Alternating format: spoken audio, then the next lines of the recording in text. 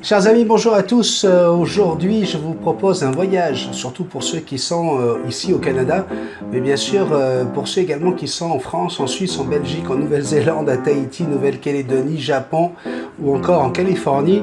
Je vous propose, on a même une nouvelle abonnée qui vient de Chicago, une Française qui est depuis 10 ans à Chicago. Donc on nous écoute un peu partout dans le monde et je vous emmène dans un petit coin de paradis, l'île de Beauté.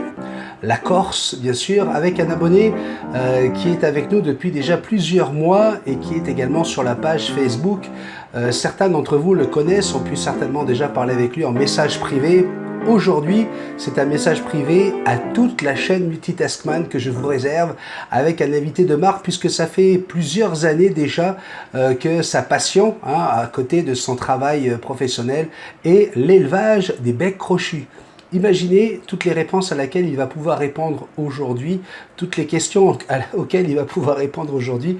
Je te dis bonjour mon cher ami, rappelle-nous qui tu es, ton prénom et comment tu as atterri dans le monde aviaire. Bonjour. Bonjour Benjamin, bonjour les marques, donc Multitaskman. Bien écoutez, je m'appelle Gérald et donc ça fait trentaine d'années que je suis dans le monde aviaire, cette façon qui est, j'allais dire, une SMV, on pourrait dire.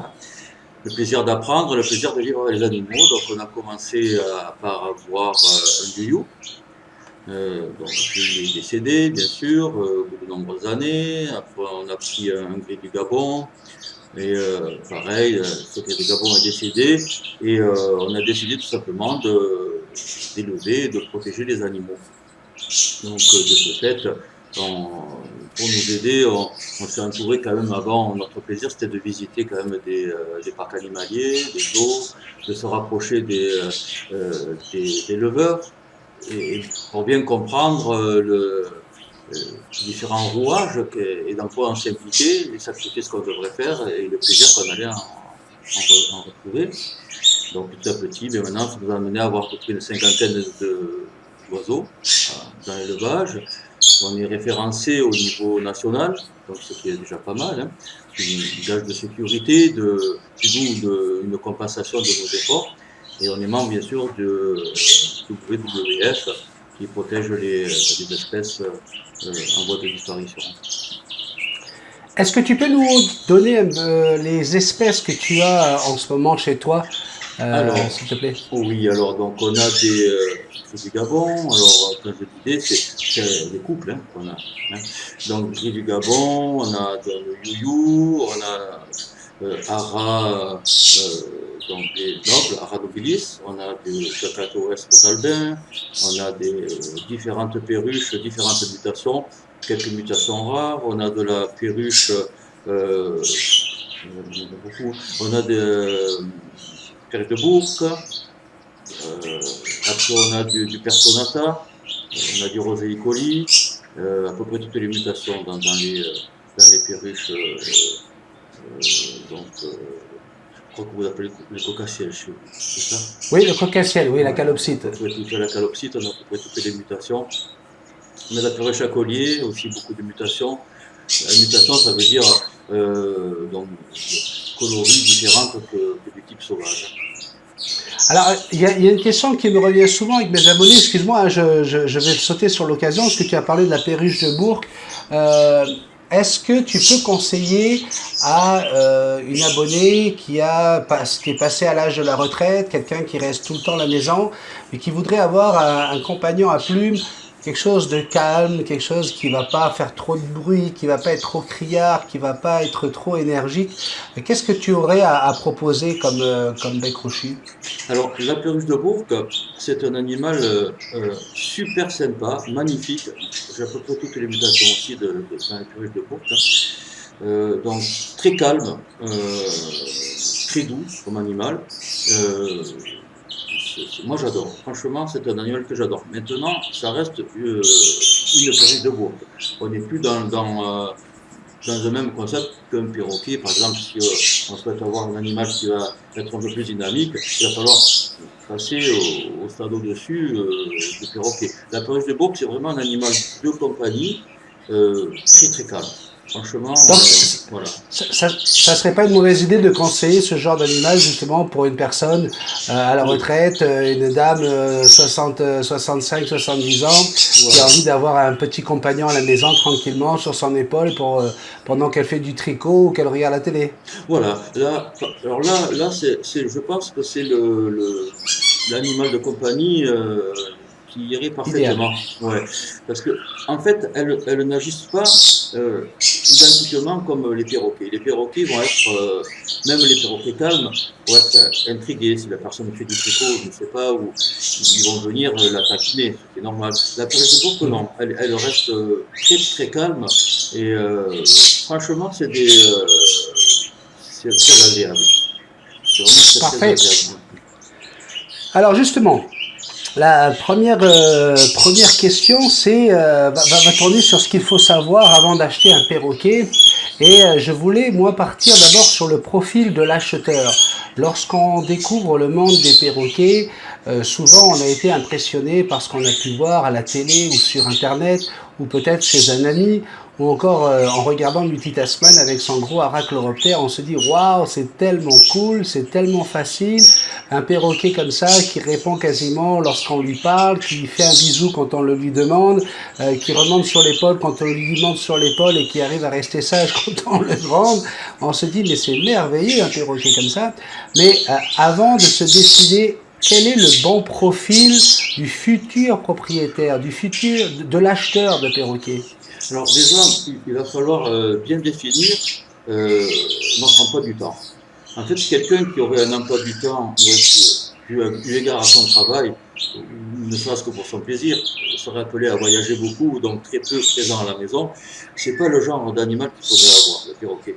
Car le perroquet demande des interactions et demande qu'on s'occupe de lui très régulièrement, en plus de la nourriture, je veux dire, hein, ça va de soi, mais c'est pas un animal que l'on peut avoir.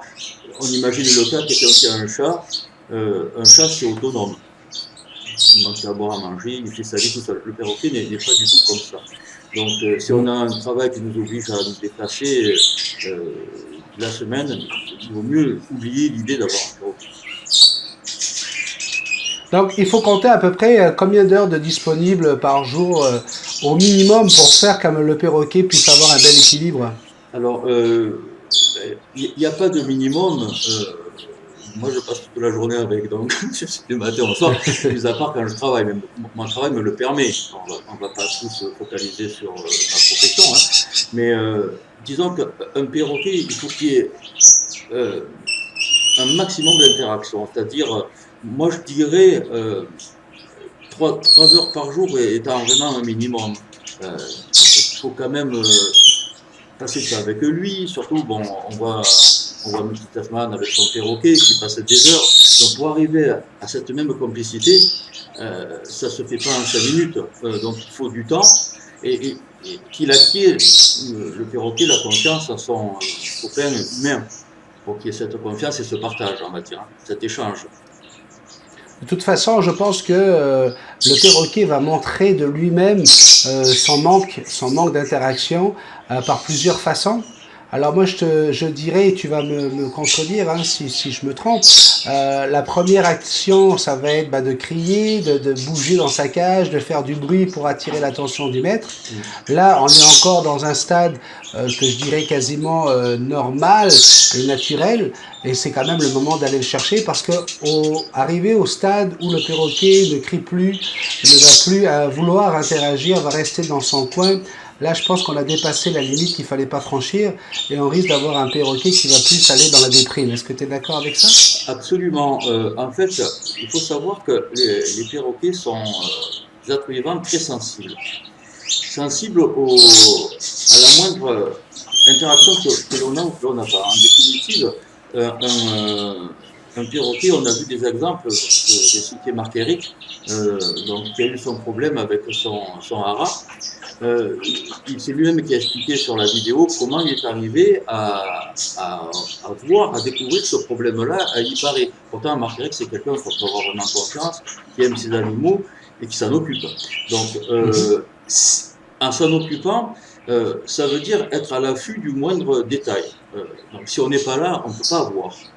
Après, ça va ouvrir la porte à des problèmes tels que le piquage ou autre. Et ça, c'est le perroquet, ça va être sa manière de montrer qu'on ne s'occupe pas assez de lui. Un perroquet qui crie, d'ailleurs, il y a plusieurs raisons. Ou il crie pour communiquer avec ses semblables, donc c'est comme ça qu'il se repère en liberté, ou alors il crie parce qu'il y a un problème quelconque. Il faut savoir pourquoi. Quel est ce problème? Pourquoi il crie? Est-ce qu'il y a quelque chose qui lui fait peur? Est-ce qu'il y a quelque chose, est-ce qu'il n'est pas bien? Ou tout simplement, il veut communiquer avec nous, et là, donc, il faut répondre de la volière et s'occuper de lui, quoi. Alors, maintenant, je voudrais te poser la question qui va avec. Lorsqu'on va acheter un perroquet, une fois qu'on a fait un petit peu le topo de savoir si on est un bon acheteur, si on sera un bon futur propriétaire, comment est-ce qu'on peut reconnaître quel est le profil du bon vendeur? Et là, souvent, on met en opposition les élevages et les animaleries. Qu'est-ce que tu en penses, toi? Alors moi, je pense qu'il y a du bon et du mauvais dans les deux cas. Il peut y avoir de très bons éleveurs et de très bons responsables d'animalerie qui vont savoir au mieux vous conseiller et pour le bien de l'animal et le vôtre. Et inversement, il peut y avoir des gens qui ne profitent qu'à faire du business et donc il n'y aura que l'aspect argent qui va intéresser. Alors, pour déceler le bon du mauvais, déjà, premièrement, on va parler des éleveurs. Il est bien de se rendre chez l'éleveur, voir déjà comment il est installé, et savoir un petit peu, voir un peu les cages ou les volières, selon les installations qu'il a comme elles sont, l'état des oiseaux, l'état général des oiseaux, si c'est des oiseaux en pleine forme, un beau plumage, ou si c'est des oiseaux qui sont chétifs, avec un plumage pas joli, déjà on peut se poser des questions. Et puis bon, aujourd'hui, il y a les réseaux sociaux. Les réseaux sociaux qui font quand même beaucoup de travail en ce sens-là. S'il y a quelqu'un qui n'est pas bien, les gens n'hésitent pas à le dire. Et les animaleries, pareil. Les animaleries, bon, il y a des animaleries qui sont des très bons conseilleurs, connaissent les animaux, et d'autres qui sont là juste pour une monnaie d'échange, quoi. Donc après, c'est des choix. Après, c'est des choix. Je pense qu'il faut faire appel à sa propre logique aussi, hein. Quelles sont les bonnes questions à poser lorsqu'on veut justement savoir si on a affaire à des gens qui sont connaisseurs?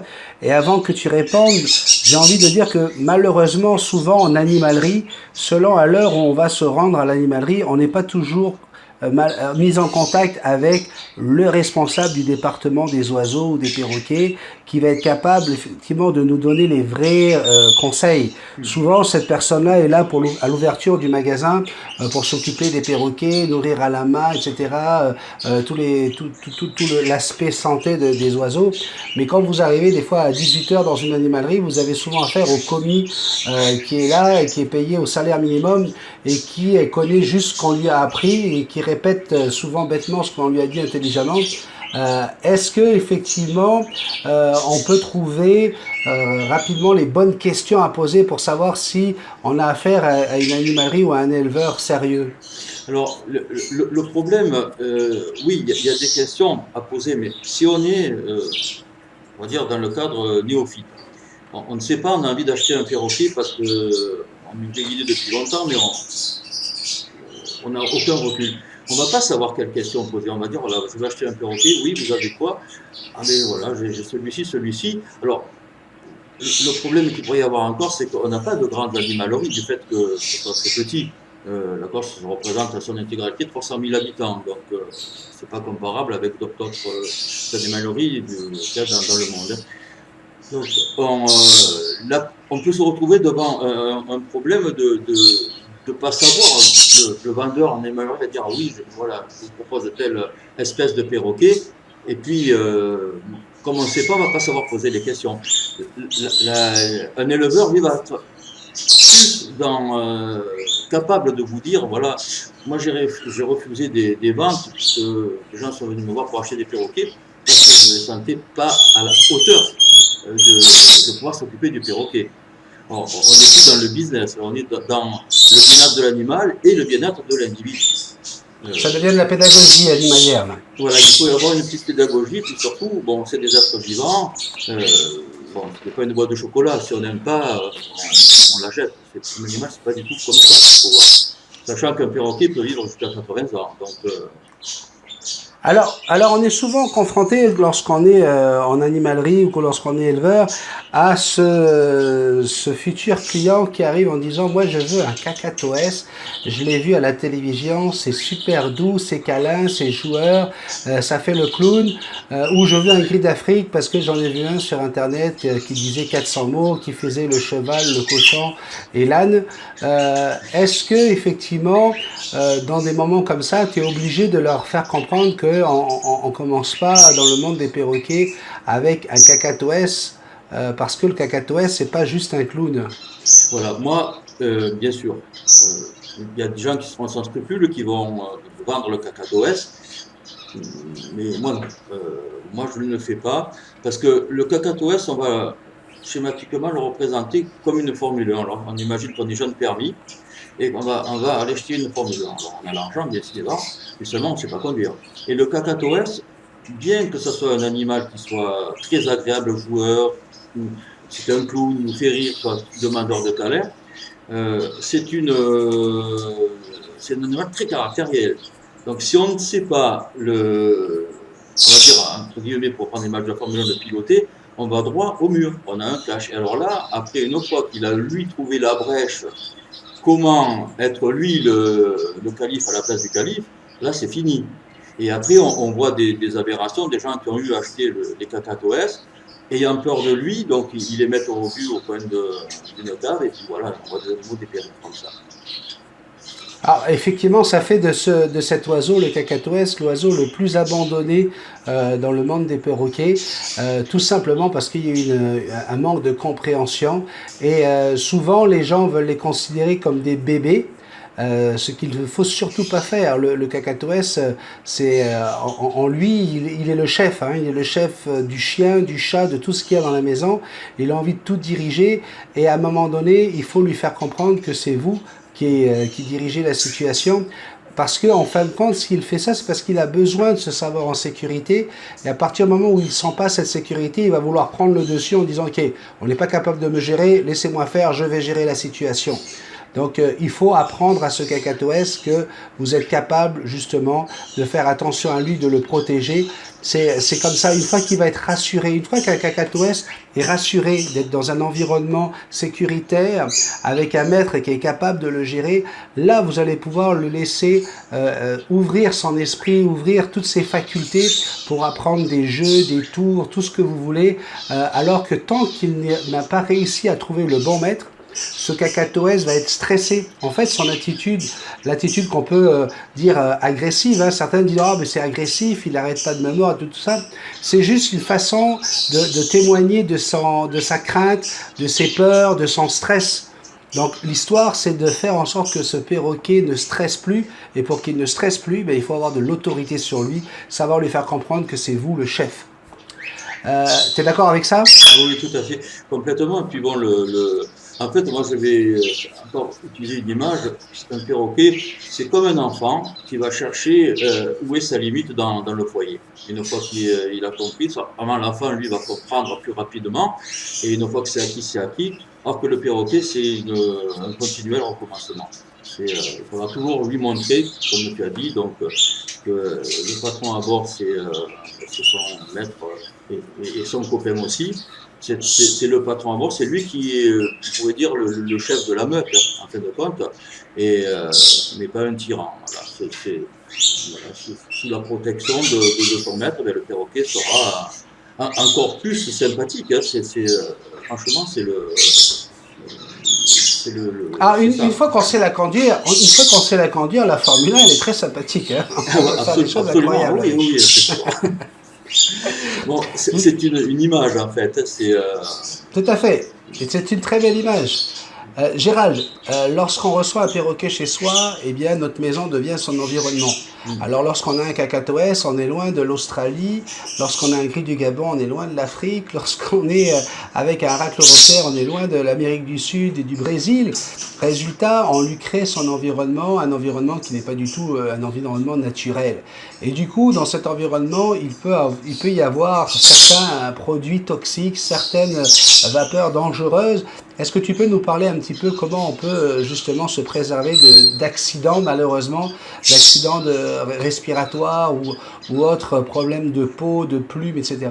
Alors déjà, la première des choses, c'est d'éviter tout ce qui est aérosol.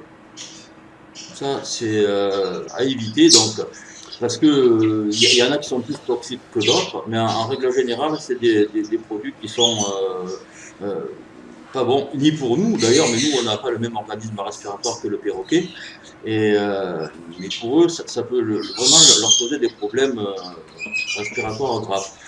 Il y a aussi après alors quand on parle, là on parle d'aérosols, de parfums, on parle des marques, on va dire, Febreze ou Wizard, qui font pas mal de senteurs pour la maison. Il y a aussi les produits culinaires. Alors pourquoi les poêles Tefal ou quand on fait par exemple une fondue, une raclette, eh bien c'est le téflon qui est à l'intérieur de ces ustensiles qui en chauffant émane donc un produit et là ça tue mais alors radicalement l'oiseau. Mais d'un coup, hein, ça ne laisse pas une seconde, une chance de vie. Voilà, donc on sait que quand on a des oiseaux, même le cœur, eh bien, il va falloir faire abstraction de tous ces petits plaisirs de la vie.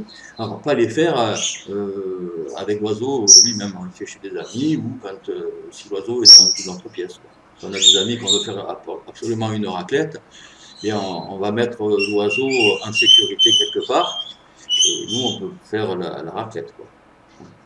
Est-ce qu'on parle également des bougies, les bougies odorantes? Alors,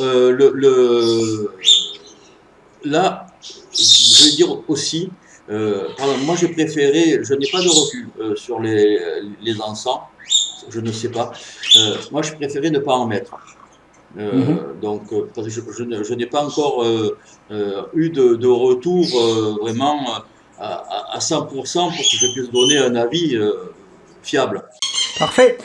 On va finir avec les 5 dernières minutes qu'il nous restent pour parler de l'extrudé. Tu sais ce que je pense de l'extrudé, mais Oui, encore une fois, de l'extrudé à 100%. Hein, j'ai toujours oui, dit oui, que bien sûr. à aucun moment, moi, je vais juger qui que ce soit qui veut donner de l'extrudé à son oiseau. À partir du moment où il y a de la variété qui va avec, je sais qu'en tant qu'éleveur, très souvent, ben, on utilise l'extrudé. Pourquoi? Parce que c'est aussi la voie de la facilité. Mais voilà, je sais que tu voulais en parler. Et je vais encore une fois montrer, comme je l'ai fait avec le vétérinaire, que je suis quelqu'un qui suis ouvert d'esprit. Alors vas-y, c'est quoi tes arguments pour les extruder? Alors, moi, mes arguments, ils sont très simples. Il faut être logique. Nous, on s'en sert de base. De base, pourquoi? Alors, c'est même pas une question d'économie d'argent, parce que ça coûte cher. Hein, donc, on est bien d'accord. C'est une question euh, on va dire, d'équilibre et de facilité aussi. Il ne faut pas se voiler la face. Hein. Donner des extrudés, il y a énormément donc, d'études qui ont été faites dessus. Il y a leurs compléments, les vitamines qui sont suffisantes. Maintenant, 100% d'extrudés, non. Il faut donner des légumes, plus des légumes que des fruits. Pourquoi? Parce que, encore une fois, ce sont des oiseaux qui sont en captivité, donc on est loin de leurs origines naturelles. Donc, les fruits que nous avons, nous, peut-être qu'ils n'en mangent pas là-bas. Des pommes, par exemple, j'imagine que des pommes en Afrique, c'est très difficile d'en trouver. Bon, voilà. Et du fait que les animaux sont sédentarisés, ils n'ont pas, je veux dire, toute la liberté d'aller chercher leur manger, parce qu'on sait que les oiseaux, grosso modo, mettent à peu près 6-10 heures pour trouver leur nourriture. Ça, je parle en non-captivité, donc la liberté. Nous, c'est très facile, ils viennent dans leur gamelle, hop, ils savent de suite où le trouver. Donc éviter les choses grasses. Maintenant, il y en a qui sont contre. Donc moi, j'ai parlé avec pas mal de vétérinaires, donc celui qui suit dans l'élevage. Lui, il a un avis, il n'est pas contre. Il dit, si on donne des fruits et légumes, c'est mieux. Maintenant, bon, il faut faire la part des choses. Alors, fruits et légumes, ça serait plutôt mangue et papaye, plutôt que banane et pommes. Maintenant, on peut leur en donner aussi. Il ne faut pas tomber dans un côté, on va dire, extrême. Dire, oulala, voilà, il ne faut pas faire ça, il ne faut pas faire ça. Non, non. Des choses qu'il ne faut pas leur donner, c'est le chocolat, ça c'est sûr. Voilà. Les avocats, ça c'est sûr. Et le persil. Mais après, si votre oiseau va manger, trouver une grignoter, même s'il vient prendre quelque chose dans votre assiette, ça ne va pas créer au scandale, il va mourir, l'amener chez le vétérinaire du coin. C'est pas du tout le cas. Hein. Voilà. Je suis content parce que à la fin de la course, nos idées quand même se rejoignent. On arrive à trouver un carrefour entre ce qu'on pense et ce qu'on dit. Encore une fois, ça rejoint pas mal ce que notre vétérinaire Édouard Macolini nous a dit lors de son entretien. Écoute, Gérald, on va avoir passé une demi-heure ensemble. Et pour les 2 dernières minutes, si tu avais un mot à dire sur la chaîne Multitasman que tu regardes régulièrement, quel serait ce mot? Tu peux parler des abonnés, tu peux parler du gars qui parle tous les matins dans son petit café. Ça serait quoi ton opinion? Alors moi, mon opinion, c'est des chaînes comme ça qu'il faut soutenir parce que en fait, ça permet de voir des gens. Donc, tous les abonnés qu'il y a, je les connais à peu près de nom, parce que je suis un fan, on va dire, de la chaîne. Ce que j'aime dans la chaîne, c'est la sincérité des gens, le dialogue qu'il y a. On parle d'excludé, on admet qu'il y a des gens qui sont pour contre, on admet des gens qui sont pour. Mais il n'y a pas de dénigration. Or, il fait partie d'autres forums où est-ce que si on parle d'excludé, voilà, on est le diable en personne.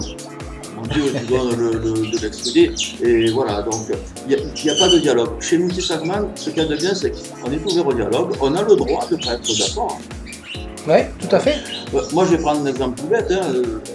Une maman qui a eu un enfant peut décider de l'allaiter et lui donner le bibi. Dans les 2 cas, on ne peut pas dire qu'une a raison par rapport à l'autre. C'est d'un choix. Voilà. Et là, c'est pareil, exclusif ou pas exclusif, chacun choisit.